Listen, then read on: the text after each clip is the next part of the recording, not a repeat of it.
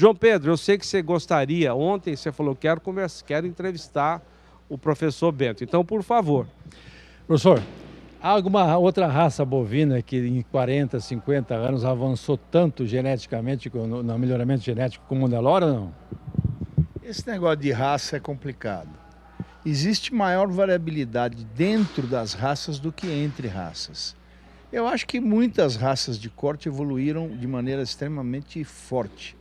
Por exemplo, a raça Angus, com certeza absoluta, a raça Hereford também. As raças europeias continentais menos um pouco, até mesmo por escala. Os rebanhos europeus são muito pequenos. Mas ninguém apresentou a mudança que o Nelore apresentou nos últimos 30 anos. Eu, quando me formei há 47 anos atrás, a vaca brasileira não era nelorada, era girada. Era vaca de origem gir. E, de repente, o Nelore explodiu e hoje, sei lá, 75% do gado brasileiro é origem anelorada. Por quê? Por uma conjuntura de fatores. Primeiro, a descoberta do cerrado, a descoberta da relação solo-planta do cerrado, que se você colocasse calcário, melhorasse o pH do solo, não haveria tanta liberação de alumínio e as plantas voltariam a crescer, anos 70. Depois a coleção de gramíneas africanas, que foi uma coleção que foi doada pela FAO para a Embrapa no começo dos anos 70.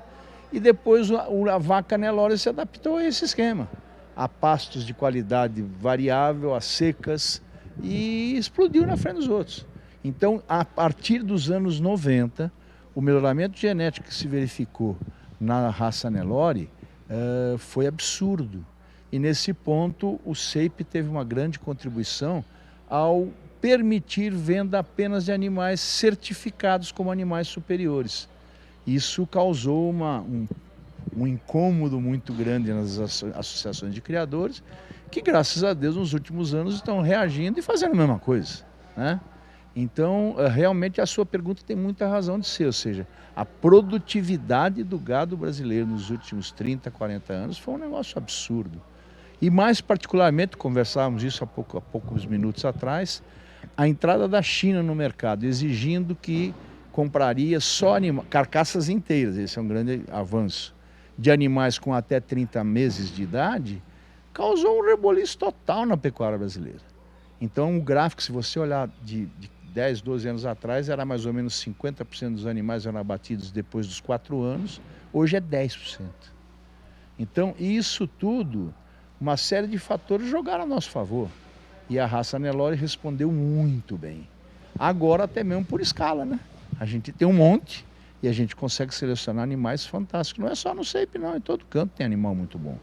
Então, a gente precisa cuidar menos de raça e mais de animais bem escolhidos, adicionados a um sistema de produção adequado, com alimentação, saúde, etc. e tal, adequados. Que é um conceito que vem de outras categorias animais, né? Professor, um outro desafio que tem hoje, hoje se fala que querem culpar o boi pelo aquecimento global, fala-se do metano e tal. Hoje no mundo, na Europa, fala-se less meat, less heat, menos carne, menos calor. Quando a gente olha um animal criado nas condições que no Brasil cria, 90% no verde, 10% talvez na reta final ele dá terminação para ele, onde ele usa a pastagem, onde ele transforma fibra de gramíneas em proteína, em carne e leite. Não há erro nessas avaliações que eles fazem a respeito dessa questão de querer culpar o boi, já que você tem um sequestro muito grande de carbono pelas gramíneas. Hoje, uma placa de esterco na época da chuva não fica 4, 5 horas em cima do solo. Os besouros enterram, levam tudo isso para baixo da raiz. E não está faltando uma comunicação mais efetiva do setor? Não acho que haja erro. Acho que há má fé, né? As economias europeias, principalmente, elas querem preservar os seus produtores, que são muito ineficientes, às custas de acusar os outros. Então, o carbono emitido para a atmosfera através de metano e de CO2 pelos ruminantes, o que é verdade, eles emitem metano e CO2, é um carbono que tem o seguinte perfil: metano, Vida livre na atmosfera, 12 anos.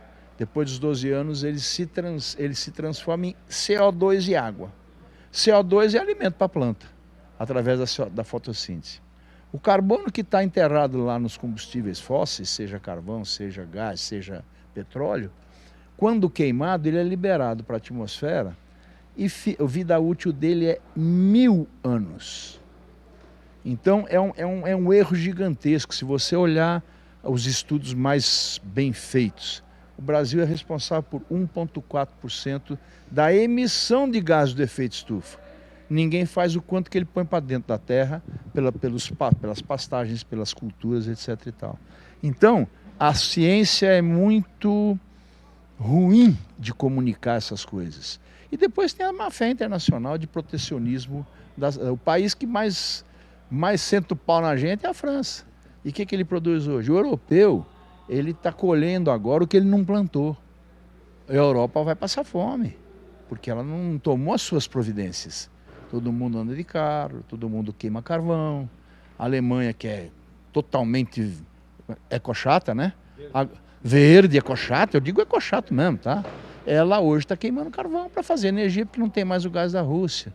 Então existe essa conjuntura internacional, é muito mentirosa, para falar a verdade. Mas nós somos muito incompetentes em não debater isso com ciência, que nós temos gente fazendo esses estudos aqui dentro. Professor, mais algo que esse ano fala-se que vão terminar em confinamento 7 milhões de cabeças, é um número que se fala no mercado. Hoje, o bovino, a eficiência de transformar esses alimentos em carne, acompanhou essa mesma evolução genética que teve em outras áreas, como a questão de precocidade, etc. A conversão de alimentos em carne acompanhou também isso? E o rebanho da CFM acompanhou, já emendando a pergunta do João? Vamos responder por partes. O negócio você me botou numa saia bem justa. Nós somos meio companheiros de idade, né? Nós fomos alimentados por um frango que demorava 70 dias, 80 dias para atingir 1,8 kg, 1,9 kg. Nossas galinhas, os ovos que nós comemos, a galinha ficava choca. Ela produzia 80, 90 ovos por dia. Hoje o frango chega em 42 dias a quase 4 quilos e a galinha coloca 330 ovos por ano. Suíno, né, antigamente era os suínos de 3, 4 anos, agora o suíno é de 4 meses e pouco. Então, o que houve nas outras espécies animais foi uma coisa estrondosa, a intensificação de produção. No bovino não foi tão grande por 1000 razões, principalmente porque nossa criação é semi-extensiva ou extensiva. Essa é uma coisa extremamente importante. Depois, com os novos estudos de eficiência alimentar, que têm sido feitos com intensidade nos últimos 10 anos, a gente identifica animais que comem 3,5, 4 quilos de matéria seca para ganhar 1 quilo, bovinos, né? E outros comem 20. Então é uma diferença muito grande e um espaço, uma oportunidade muito grande de selecionar. A CFM, que termina seus 10 mil animais em confinamento, essa empresa, interessa animais que saiam rápido, comendo o menos possível. Então a seleção é indireta e a resposta é sim, porque o maior cliente da CFM é a CFM. Então, se você for ao confinamento da CFM, que você quiser visitar, vai logo, tá? Que depois de novembro não tem um bicho lá dentro. Tá? João Pedro, temos mais 2 a 3 minutos para a sua pergunta. Tá boa? Tá satisfeito com a entrevista que você gostaria de fazer, o professor? Essa entrevista nós temos que guardar em arquivo sempre, porque volta e meia vamos puxar ela, professor. Para cá um pouquinho, pode fazer. Desculpe, tem uns mosquitinhos que estão... Porque é importante levar essa mensagem para o pecuarista. Desculpe. O pecuarista está, como o senhor falou, a China chegou para comprar animais com menos de 30 meses.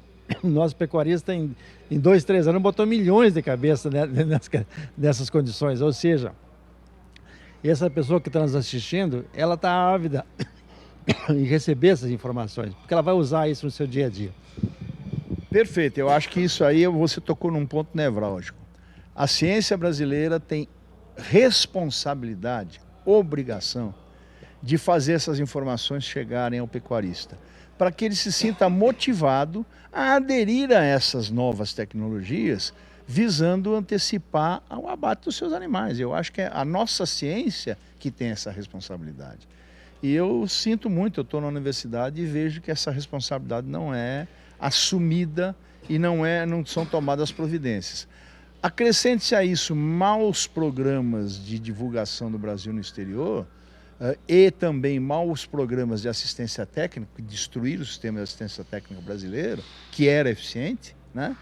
E com isso a gente não vai ter resposta na velocidade que nós vamos precisar, mas cuidemos-nos.